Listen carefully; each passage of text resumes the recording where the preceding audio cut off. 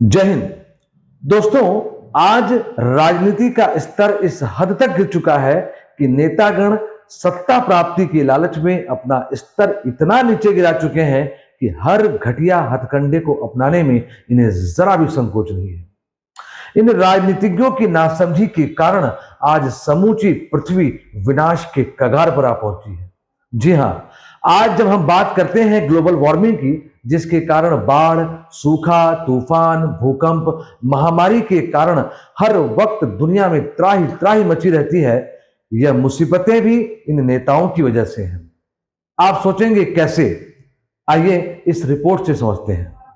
बात करते हैं वर्तमान महाशक्ति अमेरिका की, जो संयुक्त राष्ट्र संघ व मानवाधिकार दोनों का ठेकेदार बनता है। सभी जानते हैं कि ये दोनों ही संस्थाएं अपने कर्तव्यों को निष्पक्ष रूप से निभा पाने में पूरी तरह नाकाम रही हैं, क्योंकि दोनों ही संस्थाओं पर दंभी और ताकतवर नेताओं का दबदबा है।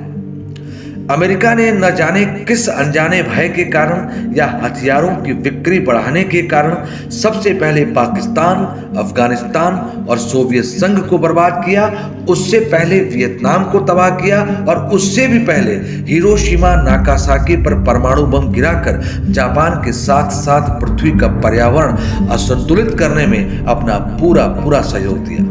अमेरिका ने विकास के नाम पर न सिर्फ प्रकृति का दोहन किया, बल्कि पूरी दुनिया को इस होड़ में शामिल होने के लिए मजबूर किया और अब यूक्रेन और रूस को 1 साल से भी ज्यादा समय से युद्ध में झोंक कर तमाशा देख रहा है। ये नेता खुद सत्ता सुख भोगते हुए भव्य जीवन शैली का मजा उठा रहे हैं, पर इनके गलत निर्णय का खामियाजा भुगतती है देश की जनता।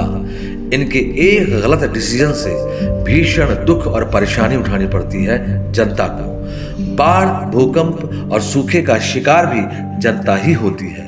कभी कोई बड़ा नेता बाढ़, भूकंप, सूखे या युद्ध में नहीं मारा जाता। हमारा देश भारत भी आजादी से पहले और आजादी के बाद इन सत्ता लोलुप नेताओं के हाथों की कठपुतली बना रहा। आज भी बहुतेरे नेता सत्ता की ताकत का इस्तेमाल राष्ट्रहित की बजाय अपने निजी हित के लिए ही कर रहे हैं। आइए थोड़ी रोशनी इस पर भी डालते हैं। आजादी के पहले और आजादी के बाद हमारा यह विशाल देश भारत विशेष तौर पर 2 सत्ता लोलुप नेताओं की महत्वाकांक्षाओं का शिकार रहा। एक थे जवाहरलाल नेहरू और दूसरे मोहम्मद अली जिन्ना। सत्ता के लालच की पराकाष्ठा देखिए। जब सरदार वल्लभ भाई पटेल सर्वसम्मति से देश के प्रधानमंत्री चुने जा चुके थे, तो भी उन्हें प्रधानमंत्री नहीं बनाया गया।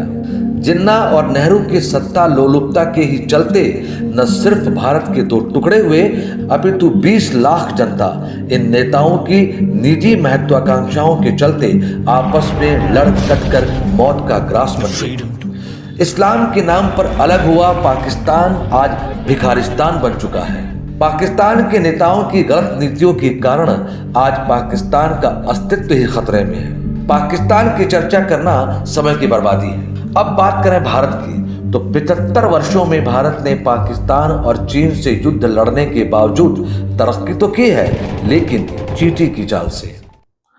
ऐसा इसलिए क्योंकि हमारे ही साथ आजाद हुए कई देश हमसे आगे निकल चुके हैं। हाँ, इतना जरूर है कि इस चालू दशक में विश्वव्यापी मुसीबतों के बीच भारत ने जो अपना सामर्थ्य दिखाया है, उससे लगता है कि देश का नेतृत्व अगर आरंभ से ही कुशल हाथों में होता तो तस्वीर कुछ और हो सकती थी। जरा सोचिए, अगर सरदार पटेल ने समूचे भारत को एक न किया होता तो जयपुर से लखनऊ, चेन्नई से मुंबई जाने के लिए हमें पासपोर्ट और वीजा की जरूरत पड़ती। जरा सोचिए कि देश के पहले आर्मी चीफ सुभाष चंद्र बोस होते तो बात ही कुछ और होती। नेताओं की गलत नीतियों और स्वार्थी स्वभाव के कारण श्रीलंका, नेपाल, म्यांमार, पाकिस्तान जैसे हमारे पड़ोसी देश फिर से गुलाम हो चुके हैं।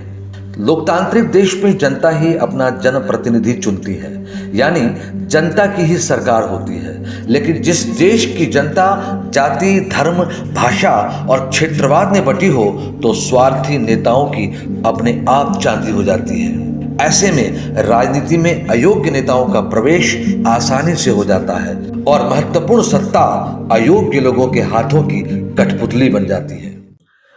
इसी के साथ हम उन पढ़े लिखे युवाओं का आह्वान करते हैं कि अगर आप राष्ट्रहित में हमारे साथ चलना चाहते हैं तो हमें देश के हर शहर के वार्ड और ग्राम पंचायत में लोकल रिपोर्टर चाहिए, जो अपने क्षेत्र के विकास और वहां के लोगों की हर समस्याओं के समाधान में सहभागी बन सके। याद रहे, आवेदन करने वाले प्रतियोगी को कोई आपराधिक पृष्ठभूमि नहीं होनी चाहिए और राष्ट्र के लिए बिना वर्दी की सेवा करने का जज्बा होना चाहिए।